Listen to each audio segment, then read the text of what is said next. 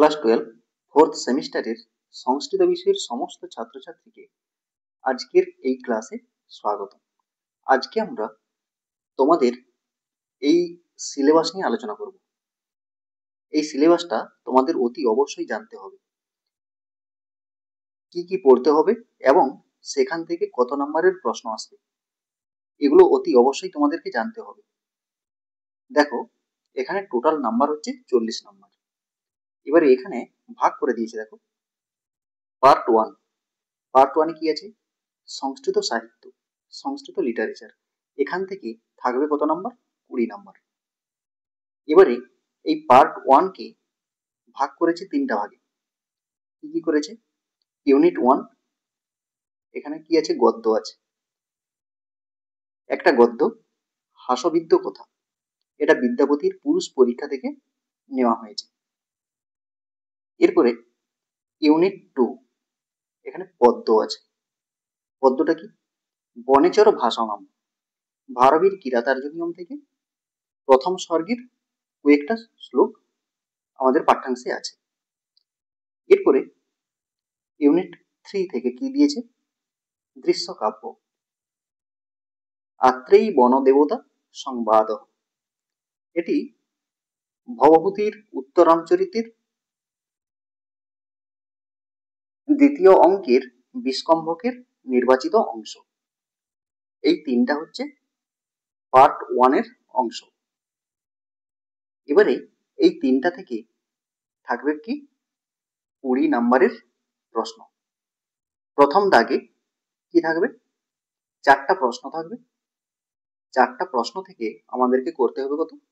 3টা প্রশ্নের উত্তর দিতে হবে। কত নাম্বারের করে? 2 নাম্বারের করে। কোন ভাষায়? এটা সংস্কৃত ভাষাতেই উত্তর লিখতে হবে। তবে এখানে ভয়ের কোনো কারণ নেই, আমি শিখিয়ে দেব কিভাবে সহজ করে উত্তর লিখতে হয়। এটা গেল 6 নাম্বার। এরপরে দেখো, এখানে দ্বিতীয় দাগে কি আছে? দ্বিতীয় দাগে 3টা প্রশ্ন থাকবে। 3টা প্রশ্নের মধ্যে আমাদেরকে 2টো প্রশ্নের উত্তর দিতে হবে। কত নাম্বারের করে? 2 নাম্বারের করে, মোট 4 নাম্বার। এটা কোন ভাষায় লিখতে হবে? তোমরা যারা সংস্কৃত ভাষায় লিখতে পারো লিখবে, না হলে বাংলা ভাষায় লিখলেও চলবে। এরপরে কি আছে? এরপরে আছে ব্যাখ্যামূলক প্রশ্ন। হ্যাঁ, এখানে 2টো প্রশ্ন আমাদেরকে লিখতে হবে, থাকবে 3টা প্রশ্ন। 2টো প্রশ্ন লিখতে হবে 5 নাম্বারের করে, মোট 10 নাম্বার। এই গেল গদ্য, পদ্য এবং নাটক থেকে। এরপরে দেখো পার্ট টুতে কি করেছে? সংস্কৃত ব্যাকরণ এবং সংস্কৃত সাহিত্যের ইতিহাস, এই দুটো রেখেছে এখানে। এবার এখান থেকে থাকবে কত? 20 নাম্বার। দেখে নাও, ইউনিট 4, এই ইউনিট 4-এ কি রেখেছে? ব্যাকরণকে রেখেছে। ব্যাকরণের মধ্যে কি কি আছে? প্রত্যয় আছে, সনাদি প্রত্যয়, সনন্ত, জনন্ত এবং নিজ প্রত্যয়। আর আছে কি? স্ত্রী প্রত্যয়। স্ত্রী প্রত্যয়ের মধ্যে তাপ প্রত্যয় আর ইপ প্রত্যয়, এইগুলো। আর আছে কি? কারক বিভক্তি। কারক বিভক্তির মধ্যে আমাদেরকে কি কি পড়তে হবে? সম্প্রদান কারক, অপাদান কারক, অধিকরণ কারক আর সম্বন্ধ পদ, এগুলো পড়তে হবে।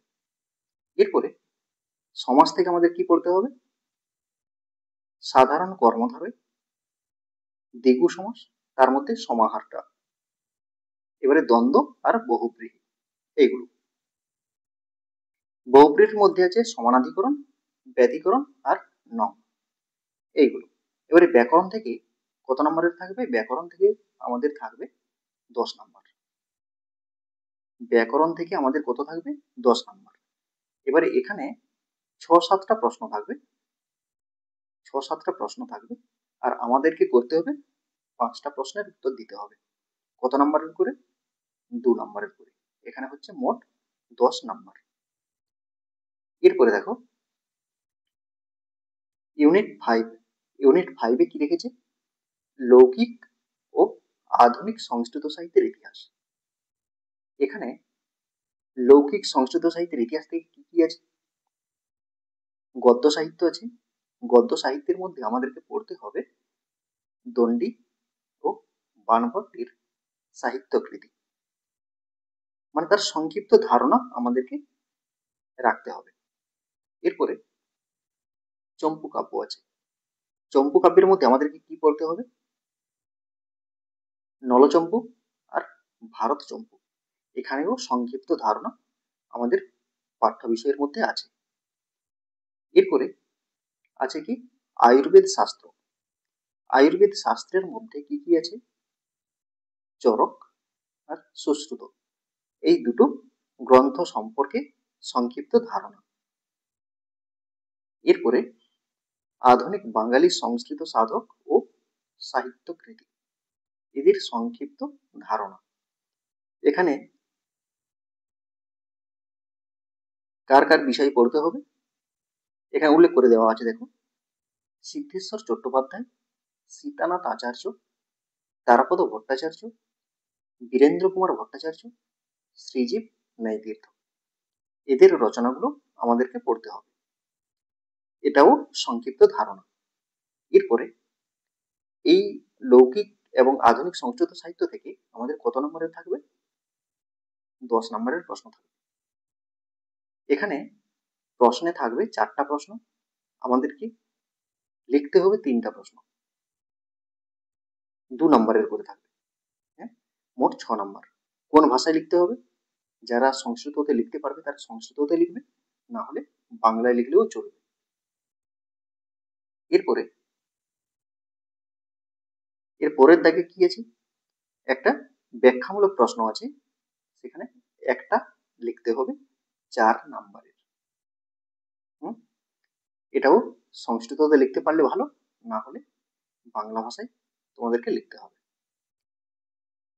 এরপরে দেখো, এরপরে প্রজেক্ট, প্র্যাকটিক্যাল আমাদেরকে কি করতে হবে বা কি আছে, কত নম্বরের আছে? প্র্যাকটিক্যাল এখানে রেখেছে 20 নম্বর। প্র্যাকটিক্যাল আমাদের 20 নম্বর রেখেছে। কি কি রেখেছে? 1 নম্বরে সংস্কৃত মনীষায় বিজ্ঞান চেতনা রেখেছে। 2 নম্বরে রেখেছে কি তৃতীয় ও চতুর্থ সেমিস্টারের অন্তর্গত বিষয়সমূহ, মানে তোমরা যেটা পড়ে এসেছো সেখানকার তোমাদের ভালো লাগা কোনো একটা বিষয়, কিংবা চতুর্থ সেমিস্টারে আছে এমন একটা বিষয় তোমাদেরকে প্রজেক্ট হিসাবে লিখতে হবে। এরপরে 3 নম্বর কি আছে? কোনো একটা বার্তালাপ বা বিতর্ক সম্পর্কে প্রাসঙ্গিক বিষয় তোমাদেরকে একটা প্রজেক্ট লিখতে হবে। এই গেল 20 নম্বরের প্রজেক্ট। এখানে যে প্রজেক্ট লিখবে সেখানে কিন্তু এখানে বলা আছে সংস্কৃত ভাষায় এবং দেবনাগরী হরফে তোমাদেরকে এই প্রজেক্টগুলো তৈরি করতে হবে। আর ছবি ও তথ্য সংস্কৃত ভাষায় তোমাদেরকে লিখতে হবে বলে দিয়েছে আগে।